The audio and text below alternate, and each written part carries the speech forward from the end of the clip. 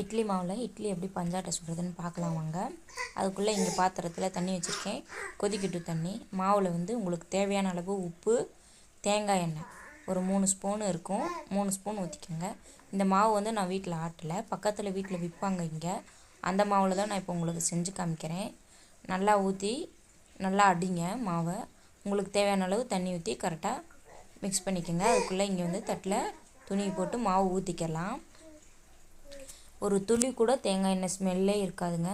நீங்கள் ஒருக்கா ட்ரை பண்ணி பாருங்கள், அப்புறம் நீங்கள் இதே கண்டினியூ பண்ண ஆரம்பிச்சிருவீங்க.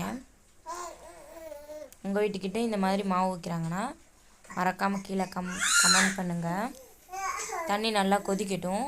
கொதிச்சதுக்கப்புறம் இட்லி பாத்திரத்தை வைங்க. சில பேர் பண்ணுற தப்பு அதுதான், மூடி போட்டுடலாம். நல்லா கொதிச்சதுக்கப்புறம் வச்சாதான் நமக்கு இட்லி நல்லா சாஃப்டாக கிடைக்குங்க. இட்லி நல்லா வெந்துருச்சு, நம்ம ஒரு பிளேட்டுக்கு மாற்றிக்கிடலாம். பாருங்கள், நல்லா சூடாக இருக்குது இட்லி.